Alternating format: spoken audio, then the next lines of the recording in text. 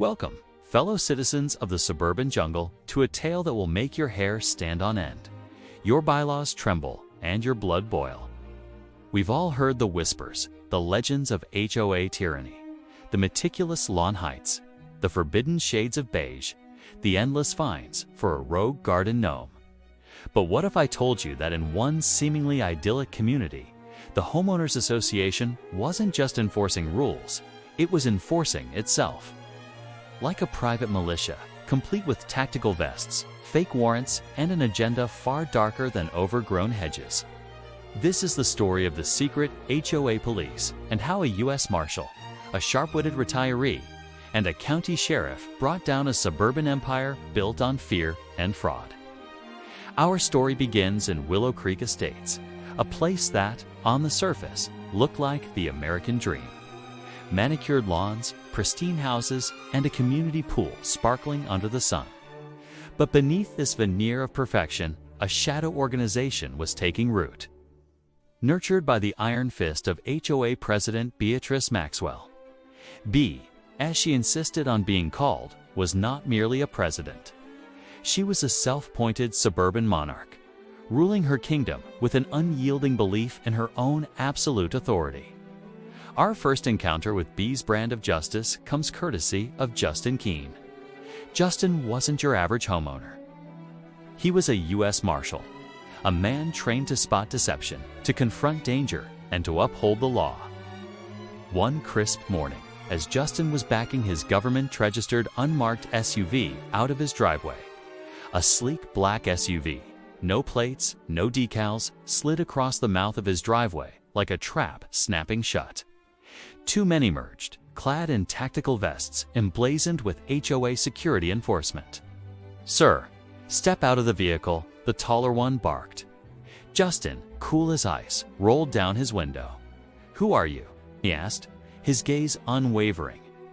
"Noncompliance, code 14, 17B, and 5D. The shorter one snapped, already moving to Justin's door, his hand on his cuffs. "None of that exists," Justin calmly stated. They yanked open the door, cuffing him against his hood with practiced, disturbing speed.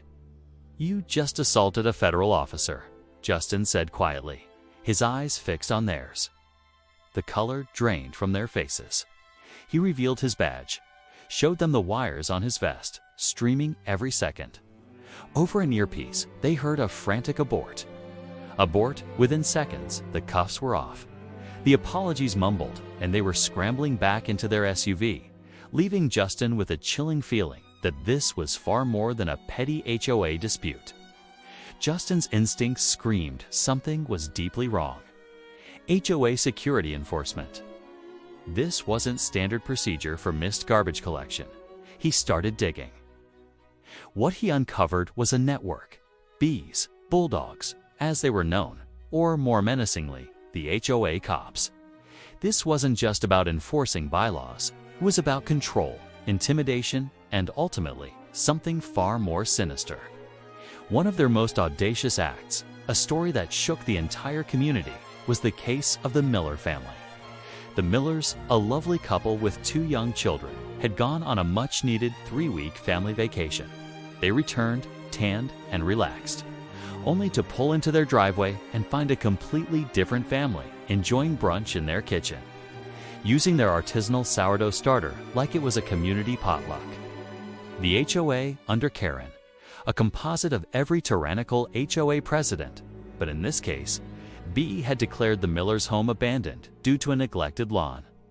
They had then, through fraudulent means and a network of complicit individuals, placed a new family in the house, claiming an emergency relocation under a fabricated Community Welfare Act.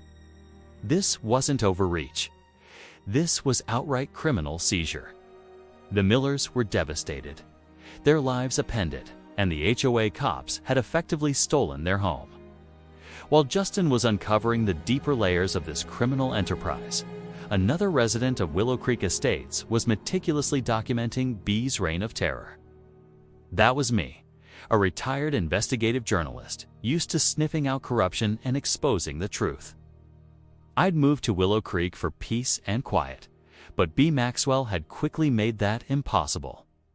My first encounter with her particular brand of petty tyranny involved my flower beds.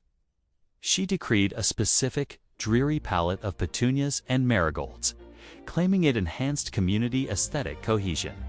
When I dared to plant some vibrant, unauthorized impatiens, I found a laminated violation notice taped to my door, detailing fines that seemed more fitting for grand larceny than a splash of color. I had shrugged it off, initially. But then came the constant surveillance, the ominous HOA Cops, cruising slowly past my house, their tactical vests a grotesque parody of law enforcement. I saw them issue bogus warrants for minor infractions, harass elderly residents over bird feeders, and enforce arbitrary rules with aggressive zeal. My journalistic instincts flared. This wasn't about bylaws. It was about power and control. My brother, Clay, a no-nonsense county sheriff, was visiting one weekend, enjoying a rare, peaceful sleep in my guest room. That morning, around 4 a.m., there was a pounding on my front door. Before I could even reach it, the door burst open. It was B's bulldogs, a dozen of them, dressed in their tactical gear, flashlights blinding, shouting about an unapproved porch light lumen intensity violation and an improperly coiled garden hose. They thought they were storming the Bastille of bylaw infractions. They had no idea they were about to barge in on a bona fide county sheriff. Clay emerged from the guest room, still in his sleep shorts, but with his service weapon casually tucked into his waistband, his badge glinting in the dim light. "Morning, gentlemen," he drawled, a dangerous calm in his voice. "Something I can help you with." The color drained from their faces just as it had from the faces of Justin Keen's assailants. The raid went spectacularly, beautifully wrong for them. B's bulldogs, exposed, scattered like cockroaches. My brother and I, along with Justin Keen, realized we were all pursuing the same monster. Justin provided the federal angle, tracing the financial network and the shell corporations be used to funnel funds from the HOA. I provided the documented evidence of her escalating tyranny and the testimonies of intimidated residents. Clay, with the full weight of the sheriff's department, began investigating the illegal arrests, the fake warrants, and the fraudulent house seizures, including the Miller's case. The net tightened. Justin discovered that the abort command he'd heard on the earpiece during his initial encounter came from a high-level consultant B had hired, a shadowy figure orchestrating the entire HOA security operation. This figure was not just an enforcer. They were a professional corporate raider using HOA structures as a legal loophole to seize valuable properties and assets. The gas attack Justin had encountered after escaping the initial ambush was a desperate attempt to destroy evidence and silence him. The climax arrived in a coordinated operation. Sheriff Clay's deputies moved in on the HOA Security Training Facility, a rented warehouse disguised as a community outreach center. Inside, they found evidence of illegal surveillance, falsified documents, and an arsenal of non-lethal weaponry. At the same time, Justin Keen, with a tactical team, executed a federal warrant on the consultant's office, uncovering the full scope of the embezzlement and property seizure scheme. B. Maxwell, caught red-handed trying to flee with bags of cash and falsified records, was arrested. The charges were swift and severe. B. Maxwell faced multiple counts of embezzlement, fraud, and conspiracy. The HOA Cops were dismantled, many facing charges of impersonating officers and assault. The Millers got their house back, and the other residents who had suffered under B's rule finally found justice. Willow Creek Estates is a different place now. The oppressive atmosphere is gone, replaced by a sense of camaraderie and mutual respect. People plant what they like in their flower beds. Garden hoses are coiled with casual imperfection, and the only patrols are neighbors out for a friendly stroll. This story is a stark reminder. Power, even the tiny, seemingly insignificant power of an HOA presidency, can corrupt if left unchecked. But when ordinary people, armed with facts, determination, and perhaps a conveniently visiting sheriff brother or a shrewd US Marshal, Decide to stand up. Even the most entrenched suburban tyrant can be toppled. Never underestimate the quiet vigilance of a retired journalist, the sharp instincts of a federal agent, or the unwavering resolve of a sheriff.